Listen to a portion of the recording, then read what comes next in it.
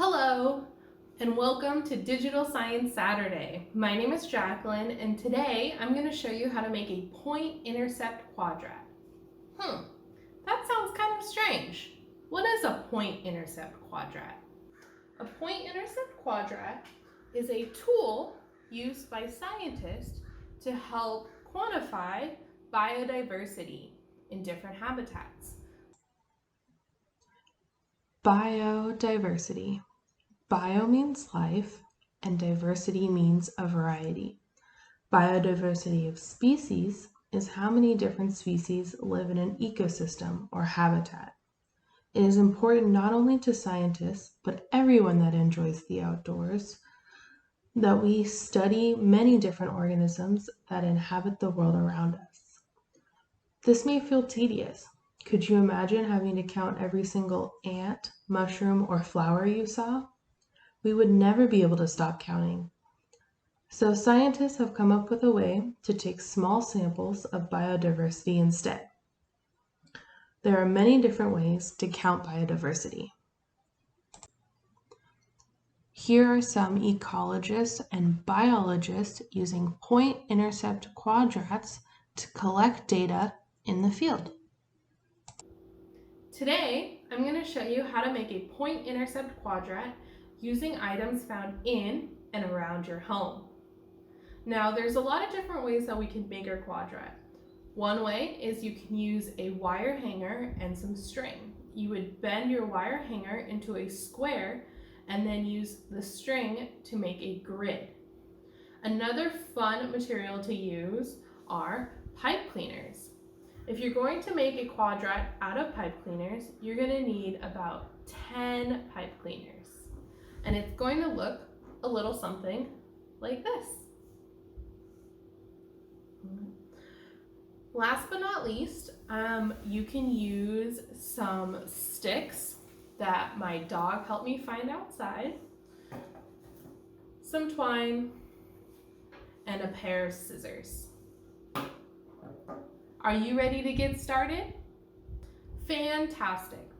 So the first thing that you want to do is you're going to want to make sure that your sticks are all the same length and any extra pieces like little branches are broken off so that your sticks are as smooth as they can possibly be. And you might need an adult's help for this part. Got some lichen here on my stick. This came from a coastal live oak tree. Fantastic. So now we're going to make sure that our sticks are kind of clean and put them into the shape of a square.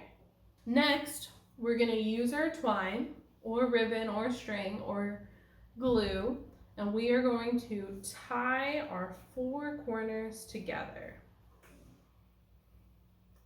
So the best way to tie two sticks together using twine is to actually wrap the twine diagonally around one way and then diagonally around the other, and then tying a nice little knot. Once you have all four corners tied off, you can give it a little shimmy to make sure it's sturdy and maybe use it as a picture frame, or we can continue on to the next step. Next, we're going to take our twine and we're going to cut 6 equally lengthened pieces that we're going to lay across in a grid-like fashion and tie them off to our perimeter sticks.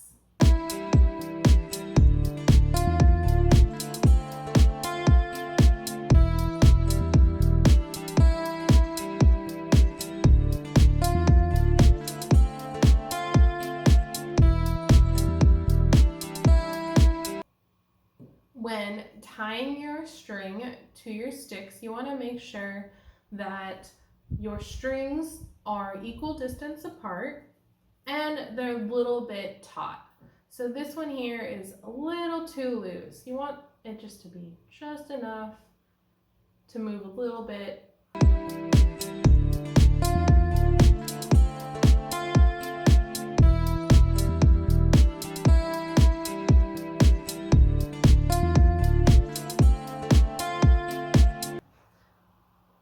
look at that. We have our quadrat. So as you can see, I have a grid of 4 squares by 4 squares, or 3 intersections by 3 intersections. Now, with our quadrat and the nature journal I mentioned earlier, you are ready to go out and start identifying the organisms that live in your backyard, in your neighborhood, or in any nearby park, hiking trail, or beach.